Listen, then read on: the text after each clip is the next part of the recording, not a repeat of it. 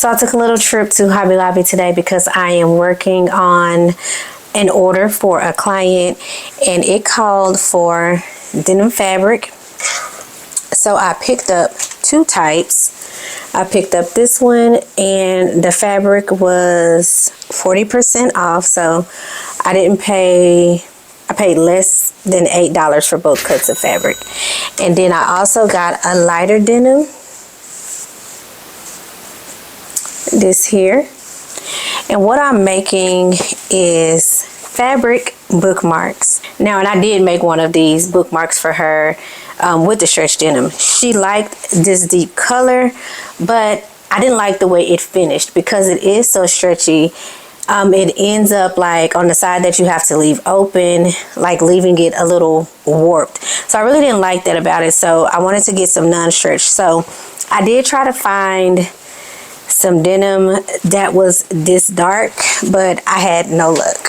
So the darkest denim I was able to get was this one. So I hope she's okay with that. I think she will be. Also, I picked up 3 more spools of denim thread because I did recently run out, and these were on sale for 99 cents, as well as this top stitching thread. I got 3 of these, really 4, because I got one in this size as well. And then I picked up this cute burnt orange color because I just like it, and I don't have any thread this color in my stash. So yeah, and I bought 2 of this one and just 1 of that burnt orange. I also needed some separating zippers, so I went ahead and picked up a few while I was there. Okay, they were $1.99 each. This one is a 24-inch separating zipper. I like that chocolate color. And then this one is much longer.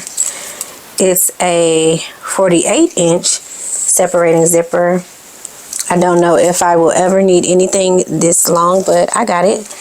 And then I have a 36-inch separating zipper. I really didn't even realize that they were, that I had like one of 3 different sizes. Those are the things that I picked up from this Hobby Lobby trip. I also had told you how when I made my bag, the McCall's bag, that my cutting was jagged because I had a dull blade. So I did pick up a replacement blade at Walmart. This was my test cut with my new blade, and it is so sharp and precise. So glad I did that. I'm using this free bookmark pattern by sweetredpoppy.com. Making these fabric bookmarks proved itself to be so very rewarding and just like a palette cleanser. I enjoyed making these. They came together super easy. It's only 2 pieces, a front and back. One side is interfaced, and you sew it all the way around, pivoting at your corners. And I just went ahead and used top stitching thread to sew this together, as well as top stitching when I finished.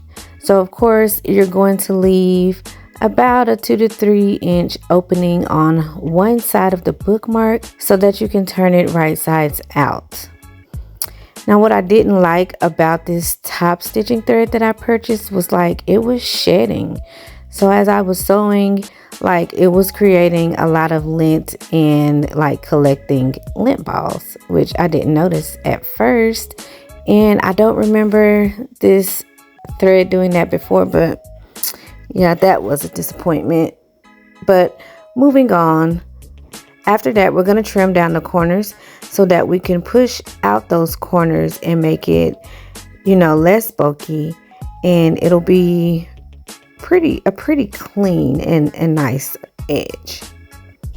You're also going to trim down your seam allowance. Now on the side with the opening, I did not trim down the actual seam allowance. I left it as is, and glad I did because it proved a little easier when it came time to close up that opening and do our top stitching. Once the bookmark was turned right side out, I pushed out the corners, and then I took it to the ironing board and gave it a good press, making sure that I folded in the seam allowance of the side that I left open.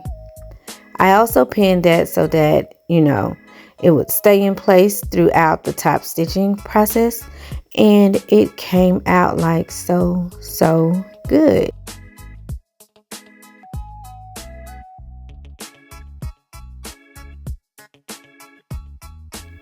Once all of the top stitching is complete, you want to take it back to your ironing board and give it a good press. Just make sure everything is lying down nice and flat. It gives it a really crisp look. Make sure you trim all your threads and you are done. I'm really proud of myself and I'm pleased with these fabric bookmarks.